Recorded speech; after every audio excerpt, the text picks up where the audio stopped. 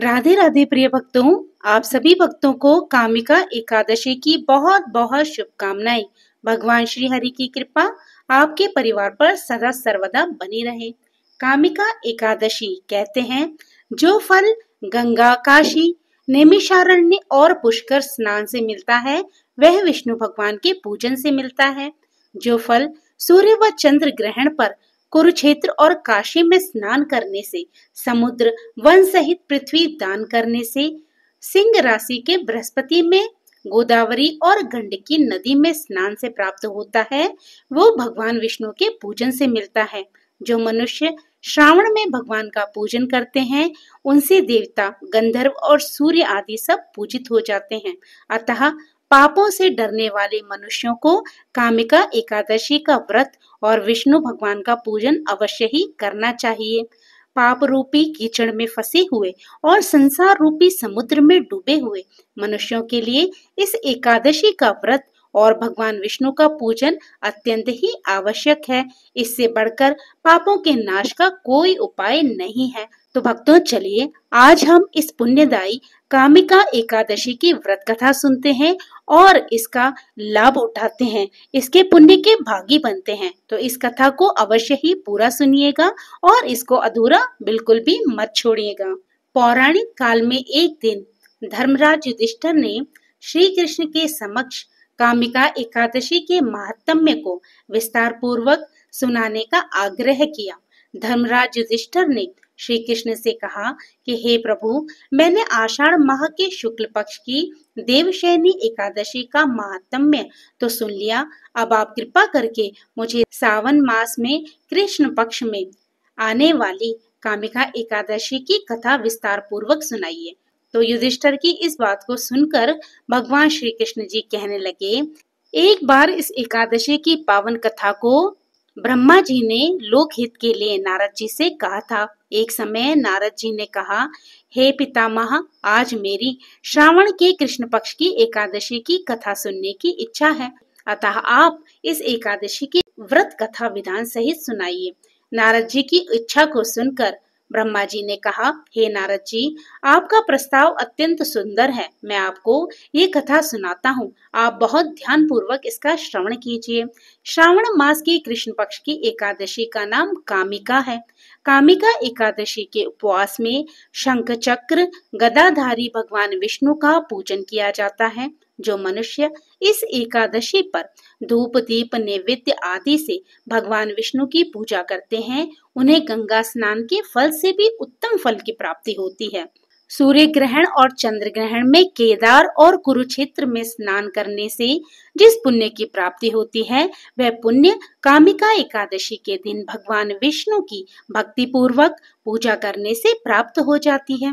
भगवान विष्णु की श्रावण माह में भक्ति पूर्वक पूजा करने का फल समुद्र और वन सहित पृथ्वी दान करने के फल से भी ज्यादा होता है। संसार में भगवान की पूजा का फल सबसे ज्यादा है, अतः भक्ति पूर्वक भगवान की पूजा न बन सके तो श्रावण मास के कृष्ण पक्ष की कामिका एकादशी का उपवास करना चाहिए।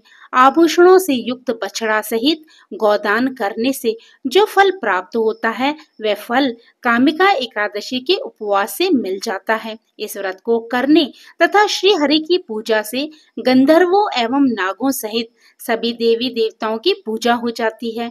ये व्रत मनुष्यों के पितरों के पापों को धो देता है। इस व्रत के प्रभाव से स्वर्ग की प्राप्ति होती है तथा उसके पितर भी स्वर्ग में अमृत पान करते हैं। संसार सागर तथा पापों में फंसे हुए मनुष्यों को इससे मुक्ति के लिए कामिका एकादशी का व्रत करना चाहिए। कामिका एकादशी के उपवास से भी पाप नष्ट हो जाते हैं। जो मनुष्य इस दिन तुलसी दल से भक्ति पूर्वक भगवान विष्णु का पूजन करते हैं वे इस संसार सागर में रहते हुए भी इस प्रकार अलग रहते हैं जिस प्रकार कमल पुष्प जल में रहता हुआ भी जल से अलग रहता है। जो मनुष्य प्रभु का तुलसी दल से पूजन करते हैं उनके सभी पाप नष्ट हो जाते हैं। हे नारद जी, मैं भगवान की अति प्रिय श्री तुलसी जी को प्रणाम करता हूँ। तुलसी जी के दर्शन मात्र से मनुष्य के सभी पाप नष्ट हो जाते हैं और शरीर के स्पर्श मात्र से मनुष्य पवित्र हो जाता है। बहुत समय पहले की बात है। एक गांव में एक क्षत्रिय रहता था। एक दिन रास्ते में उसकी किसी बात पर एक ब्राह्मण से कहासुनी हो गई।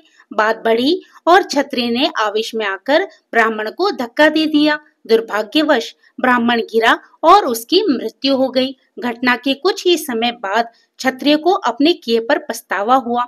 उसने ब्राह्मण के अंतिम संस्कार की जिम्मेवारी ली और गांव के लोगों से क्षमा भी मांगी, लेकिन गांव के पंडितों ने साफ मना कर दिया। उन्होंने कहा, तुम पर ब्रह्म हत्या का दोष है।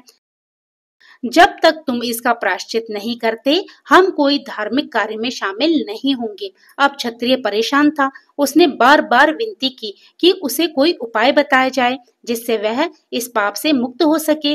तो पंडितों ने उसे सलाह दी, अगर तुम सच्चे मन से सावन के कृष्ण पक्ष की एकादशी यानी कामिका एकादशी का व्रत करोगे, भगवान विष्णु की पूजा करोगे, ब्राह्मणों को भोजन कराओगे और दान दोगे तो तुम अपने अपराध से मुक्त हो सकते हो।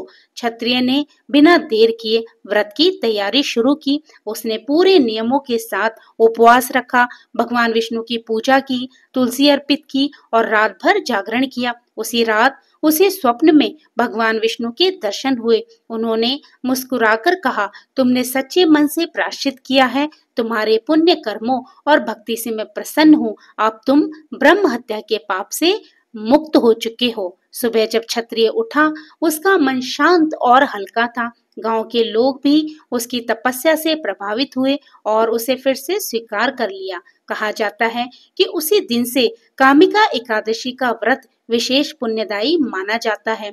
इस व्रत कथा को केवल सुनने भर से ही यज्ञ के बराबर का पुण्य मिलता है और अगर सच्चे मन से किया जाए तो सभी पाप धुल जाते हैं। पृथ्वी दान, स्वर्ण दान व कन्यादान इत्यादि महादान के फल से विष्णु पूजा का फल अधिक है। जो फल मनुष्य को आध्यात्म विद्या से मिलता है, उससे अधिक फल कामिका एकादशी देने वाली है। भगवान विष्णु को यदि एक दल तुलसी का चढ़ाओ तो एक भार स्वर्ण, 4 भार चांदी दान करने का फल मिलता है। तो बोलिए लक्ष्मी नारायण भगवान जी की जय। ये थी आज की कामिका एकादशी की कथा। ये कथा आपको कैसी लगी कमेंट करके बताइएगा। अच्छी लगी हो तो लाइक कीजिएगा और अगर आप मेरे चैनल पे नए हो तो मेरे चैनल को सब्सक्राइब करना बिल्कुल भी मत भूलिएगा। तो भक्तों, प्रभु का नाम लेते रहिए, पुण्य के भागी बनते रहिए। जय श्री कृष्ण, राधे राधे।